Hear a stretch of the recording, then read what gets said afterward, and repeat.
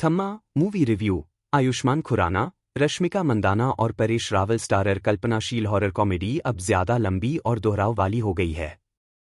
Ayushman Khurrana, Rashmika Mandanna, Nawazuddin Siddiqui, Paresh Rawal starrer Thamma movie review cameo कभी नहीं रुकते। यह रेसलमेनिया 40 में कोडी रोड्स और रोमन रेंस के बीच हुए मैच के आखिरी 5 मिनट देखने जैसा है।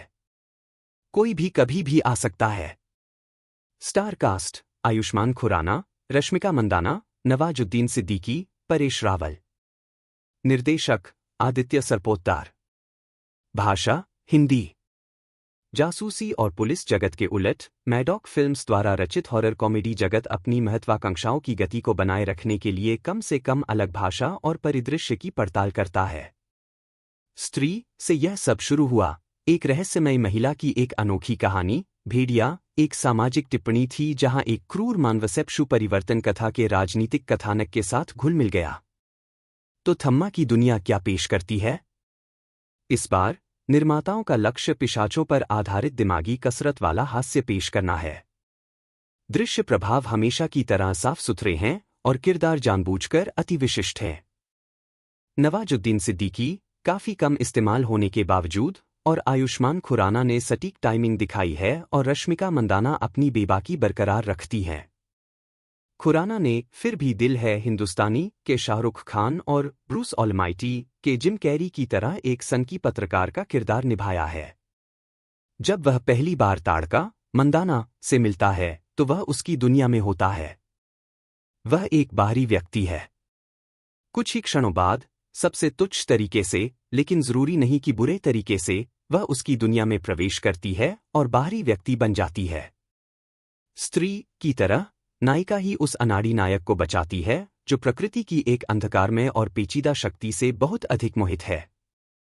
मुख्य अभिनेता ने अपूर्ण नायकों की भूमिकाएं निभाकर अपना करियर नहीं बल्कि लगभग एक विरासत बनाई है, जिससे अक्सर अनदेखे रह जाने वाले विषयों को लोकप्रिय बनाया जा रहा है। लेकिन थम्मा उनकी अब तक की सबसे मुख्य धारा की फिल्म हो सकती है। और वैम्पायर तो बिल्कुल वर्जित हैं।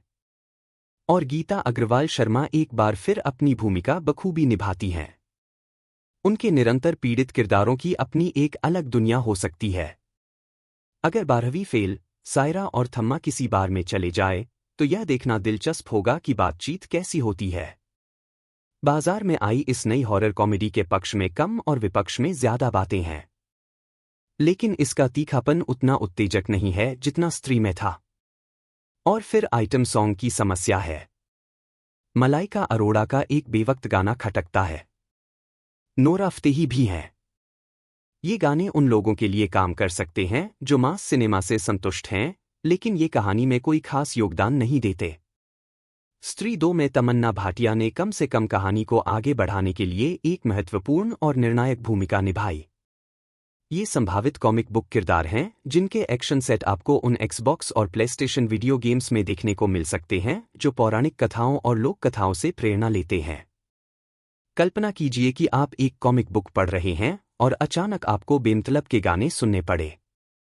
लेकिन यह भी प्रभावशाली है कि निर्माताओं ने इन कहानियों के धागों को कैसे जोड़ा है।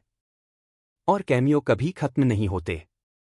यह रेसलमेनिया 40 में कोडी रोड्स और रोमन रेंस के बीच हुए मैच के आखिरी 5 मिनट देखने जैसा है।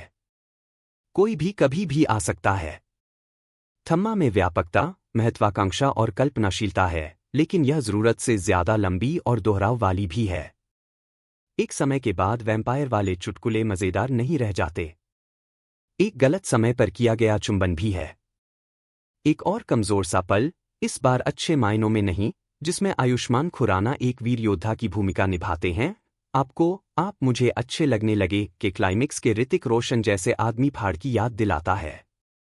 क्लिफ हैंगर्स अपनी चमक खो रहे हैं और एक समय के बाद बिंदुओं को जोड़ना मुश्किल हो सकता है क्योंकि मैडॉक की हॉरर कॉमेडी की दुनिया बढ़ती जा रही है।